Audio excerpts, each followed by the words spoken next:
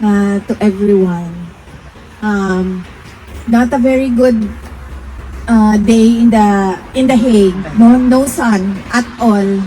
I was wishing for sunshine today, but sadly, the sun did not show up. I realized na I think we Filipinos get our sunshiny disposition from where we are in the world, no? It's a tropical country and we get the sun 365 days a year. And yun din yung short chat namin kanina noong escort guard sa loob. Sabi niya, everything okay? And then I said, everything okay except the cold. And then he said, well, yes, this is their normal.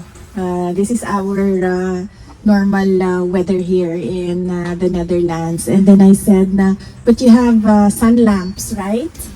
In your houses? Sabi niya, well, mine, we do not have sun lamps, but I heard that they're good, they're very good, the sun lamps. And then I told him, my friend who lives in the Ireland, they have a sun lamp in their house. And then it gave him an idea, and he said that maybe I'll get one for my wife this Christmas because I heard that sun lamps are good. So, I think, sa dami ng pinagdadaanan natin bilang isang bansa, nakatulong na rin yung meron tayong sunshine almost every day doon sa Pilipinas.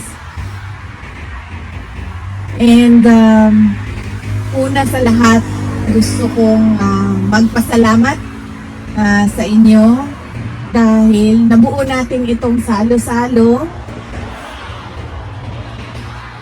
dito ngayong araw na ito. And syempre, hindi ito mabuo kung wala yung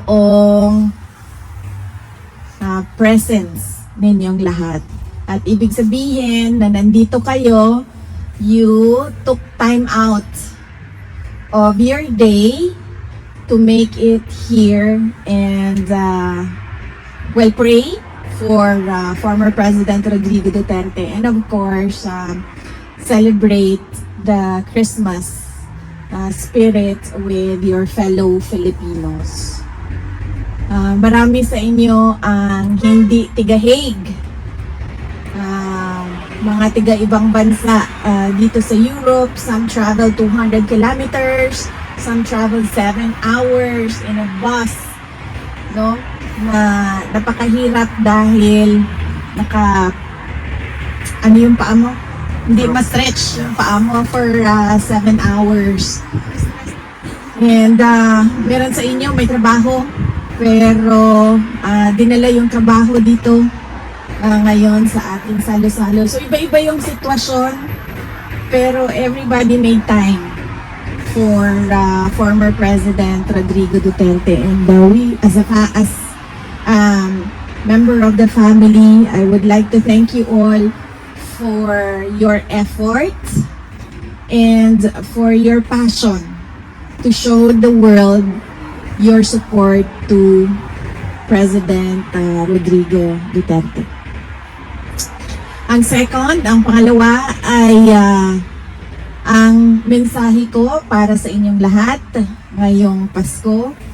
This is something as well that I discussed with President Duterte because he was asking about how is the family, kumusta ang mga bata, and I said to him earlier, kung meron bang problema, sabi ko, okay na ganun lang dahil wala sa kanila ang merong sakit. Dahil ang pinakamalaking problema talaga ng mga pamilya at ng mga tao is ang magkasakit dahil walang solusyon sa sakit sa terminal illness, sa stage 4 cancer. Yun yung mga problema na walang solusyon. All the other problems ay nagagawa natin ng paraan, nahahanapan natin ng solusyon. Pero yung magkasakit, yun yung mahirap para sa isang tao at para sa pamilya. And that is my Christmas wish for everyone, that you are always granted by God good health. Amen. In always, every day of your lives, particularly for the year 2026. At yun din ang sinasabi ko lagi paulit-ulit, something na hindi nabibili ng pera, yung yung good health. Dahil meron talagang mga sakit na wala ng gamot, diba? So kahit gaano ka pa kayaman, kahit gaano pa kaganda ang access mo to the best healthcare in the world, pero pag wala na talagang gamot, kahit gusto mo pa mabuhay, ay time is up ka na talaga sa Diyos. Kaya it is something that is very precious to everyone, and I hope that you will always be in good health. In fact, si President Duterte nag-aalala sa inyo lagi, ilang beses. Sa pagbisita ko ngayon, mga 3 beses siya nagsabi.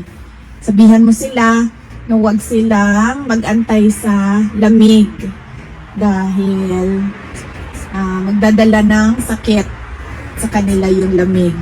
At syempre, meron ding mga sumagot sa inyo na sanay na kami sa ganito na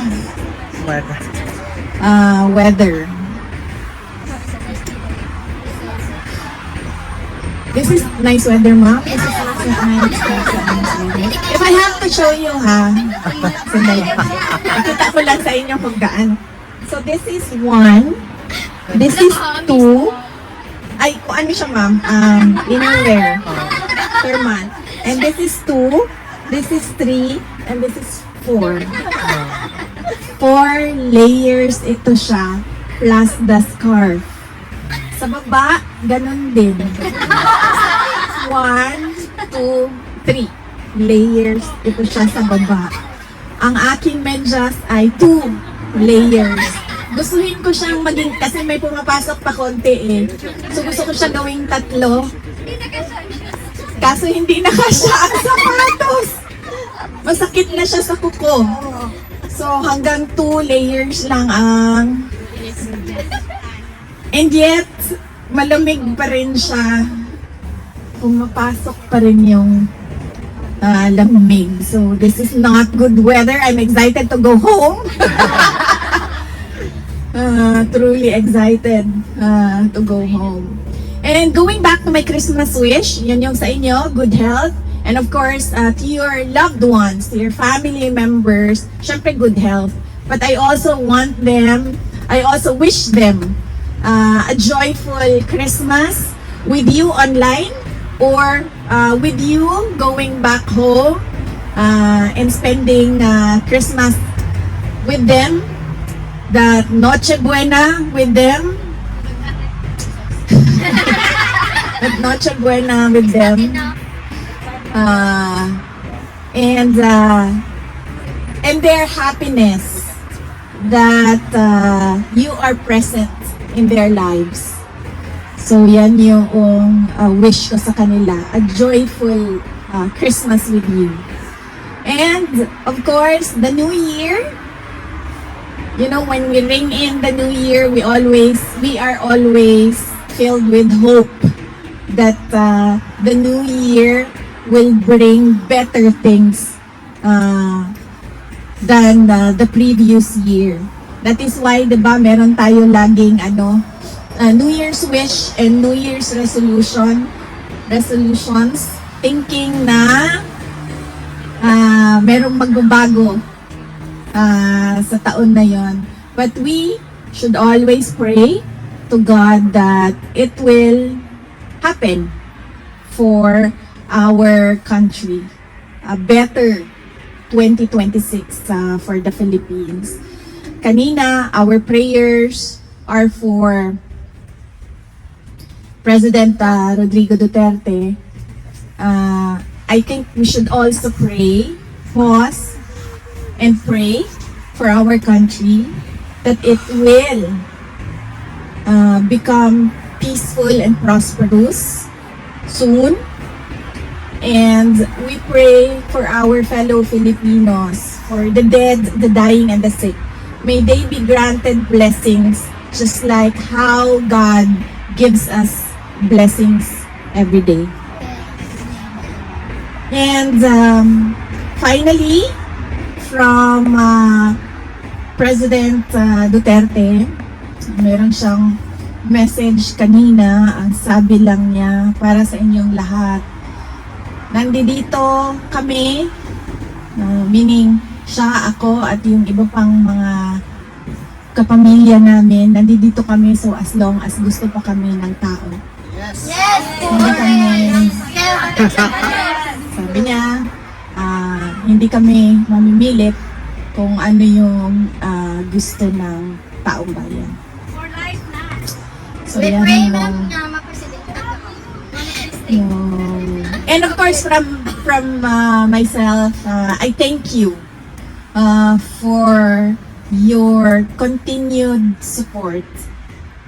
Alam nyo, I am truly blessed as a politician kasi kahit anong paninira ng mga kalaban sa akin, nandyan pa rin yung taong bayan. Yes!